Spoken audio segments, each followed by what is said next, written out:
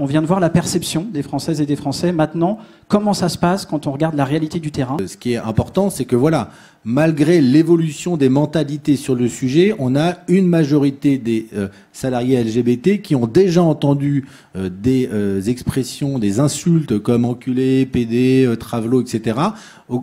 Sur le lieu de travail. Hein. Ces évolutions dans le monde politique, dans la société, ça se traduit aussi par le sentiment que les LGBT peuvent être plus visibles, plus facilement visibles dans leur milieu professionnel. On n'est pas dans une révolution, on est dans une amélioration et qui nécessite de rester prudent.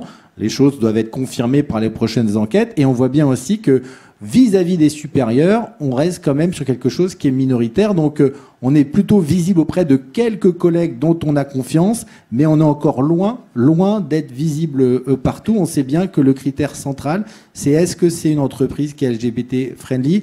Est-ce qu'il y a des sanctions, des recadrages et des personnes qui sont elles-mêmes visibles qui me permettent de l'être. Est-ce que, au fait, votre orientation sexuelle, votre identité de genre a pu jouer un frein concret dans votre carrière, que ce soit au niveau de l'embauche, des promotions, des rémunérations? Et là, on a une proportion globale d'un LGBT sur 4 qui déclare avoir déjà été victime d'une discrimination de ce type.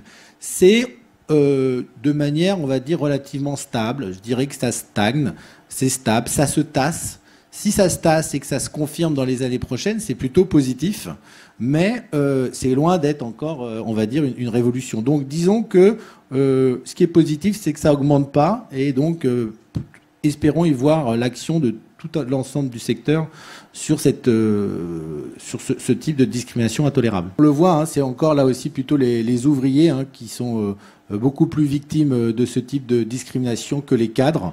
Et c'est aussi lié en général, je vous dis, à un niveau de masculinité, d'ambiance très mono-genrée et aussi de niveau de formation et de diplôme qui est spécifique à certains secteurs de type industrie, BTP ou construction. Disons que ce climat plus en plus progressiste, on l'a dit en tout cas dans les déclarations, il est quand même, il va de pair avec un certain recul, une certaine stagnation, on va dire, des discriminations et des agressions envers les LGBT.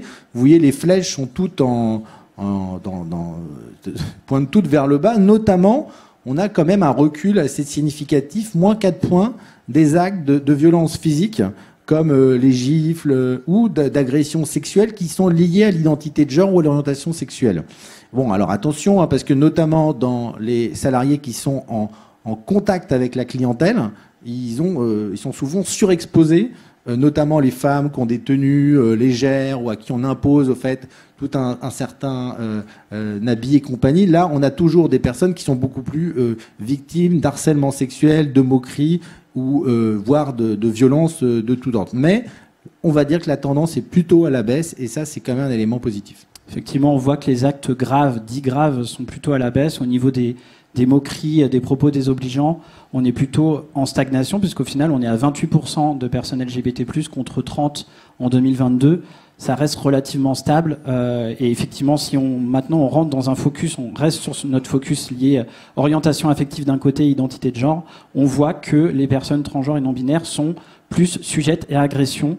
On voit presque 10 points supplémentaires au niveau de l'indicateur. Et tu le disais tout à l'heure sur les LGBT victimes, la notion d'apparence aussi est très importante et très, je dirais, source d'agression.